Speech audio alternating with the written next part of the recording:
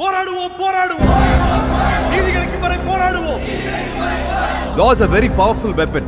யாரை காப்பாத்துறதுக்காக நாம அதை பயன்படுத்துறோங்கிறது ரொம்ப முக்கியம். இருக்கிற இடத்துக்கு பட்டா கிடையாது, ரேஷன் கார்டு கிடையாது, ஓட்டர் லிஸ்ட்ல பேரே கிடையாது. அது இவங்க தப்பா?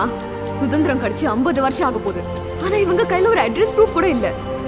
ஒரு ஆள் மேல ஒரு கேஸ் தான் போடணும்னு சட்டம் இருக்கான்னா தலைக்கு 2 கேஸை போட்டு விடுங்க.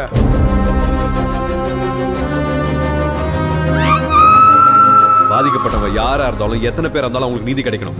அதை உறுதி செய்யறது இந்த நீதிமன்றத்தோட தார்மீக கடமை. ராசா கண்ணு மொசக்குட்டி இருட்டப்ப இந்த 3 பேரும் habitual offenders.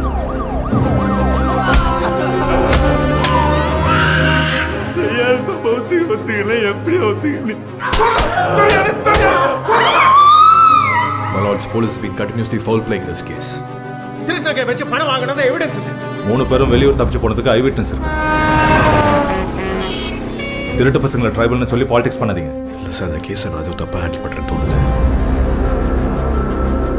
This case is nothing but a scandal. இனிமே the local police handle பண்ண கூடாது. This is a fit case to be handed over to the CBI. அத போலீஸ் உண்மையை ஒத்துக்கறாங்களா? ஒரு உண்மையை சொல்றாங்க, அப்புறம் உண்மைகளை மறைக்கறாங்கன்னு அர்த்தம்.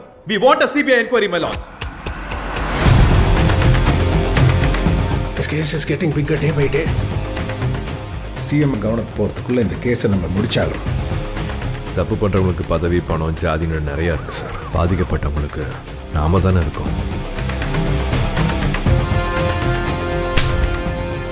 அந்த 4 குடிசையும் கொளுத்தி விடுறதுக்கு எவ்வளோ நேரம் ஆகிடும்?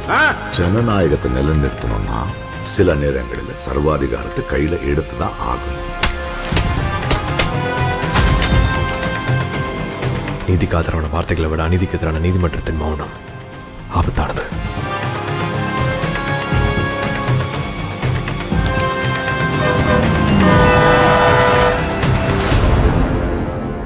சந்துரு, 10 நாள் என்னத்தை சாதிச்சிட்டு போறீங்க?